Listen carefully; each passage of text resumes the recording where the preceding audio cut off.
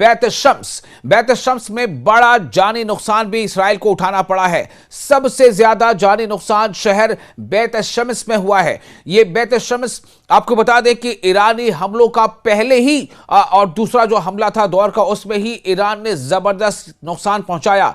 ईरानी अवाम और दुनिया भी ये जानकर हैरान है कि आखिर इसराइल के दिफाई निजाम को क्या हो गया है। क्या हो गया इसराइल का थर्ड सिस्टम, क्या हो गया इसराइल का एरो सिस्टम, और क्या हो गया इसराइल के आयरन डोम को। चूंकि आयरन डोम को भी लगातार धोखा देते हुए, उसे डॉज करते हुए ईरान के मिसाइल, ईरान के ड्रोन्स लगातार अपने अहदाफ को, अपने टारगेट को हिट कर रहे हैं। और इसराइल के लोगों में इस कदर बेचैनी है कि मज़ाफाती इलाके में कई खानदान, कई परिवार वो अपने घरों को छोड़कर वहां से भाग गए हैं।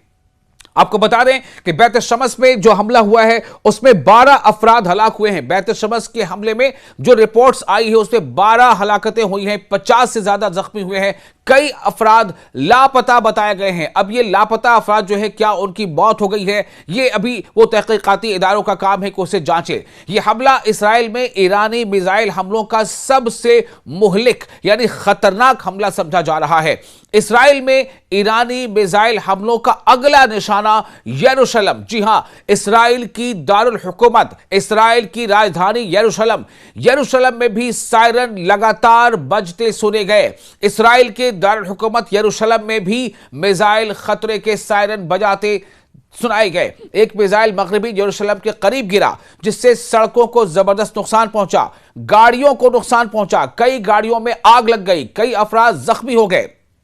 तो यरूशलेम भी लगातार ईरानी हमले के निशाने पर है। और ईरान के कई जो मिलिट्री जो ओहदेदार हैं, उन्होंने इस बारे में बावर कराया है कि इसराइलियों को यह वार्निंग दी जाती है कि वक्त रहते वो अपने घरों को खाली कर दें, क्योंकि आने वाले दिनों में इसराइल सिवाय एक खंडहर के और कुछ भी नहीं रहेगा। जी हां, ऐसे कई मिलिट्री ओहदेदार हैं जिन्होंने यह वार्निंग दी है। और आपको यह बता दें कि जब रात होती है तो आसमान पर, यानी इसराइल के आसमान पर, चाहे वो हाइफा शहर हो, चाहे वो तेल अवीव हो, या वो बैत शम्स हो, या वो यरूशलेम हो, रात में जब लोग ऊपर देखते हैं ना आसमानों में, तो तारे नहीं बल्कि मिसाइल की रोशनी नजर आती है।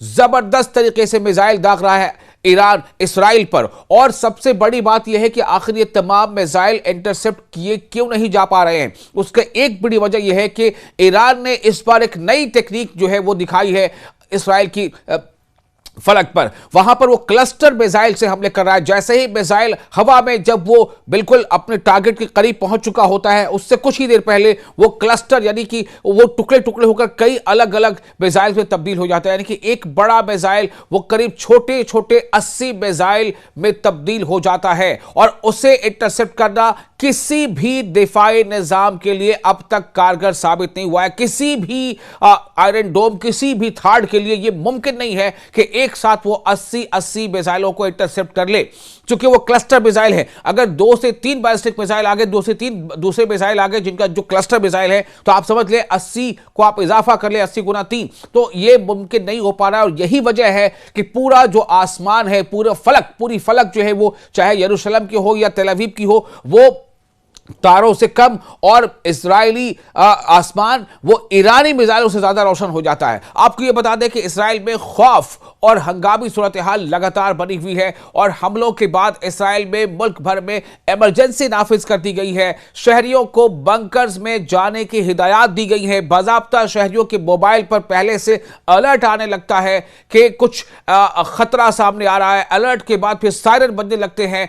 मजबूरी होती है उन वहां पर इसराइल में रह रहे लोगों की, यहूदियों की, कि वो किसी करीबी शेल्टर में या बंकर, जो वहां पर बंकर्स बने हैं, वहां जाकर छुपे। हालांकि आपको बता दें कि बैत शम्स में जो हमला हुआ था ईरानी ड्रोन्स का, ईरानी मिसाइल का, उस हमले में 12 लोग की जानें गई थी और कई अब भी लापता बताए जा रहे हैं। हो सकता है कि ये जो तादाद है वो कहीं ज्यादा बढ़कर हो।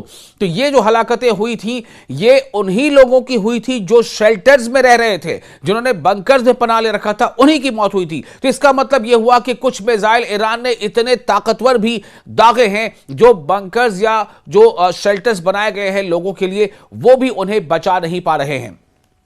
तो आर्जी तौर पर बंद कर दी गई है तमाम तरह की ऐसी जो सरगर्मियां हैं। इसराइल के कई म्यूजियम और सकाफती मराकज भी बंद कर दिए गए हैं। जी हां, इसराइल के कई म्यूजियम और सकाफती मराकज भी बंद कर दिए गए हैं इन हमलों के मद्देनजर।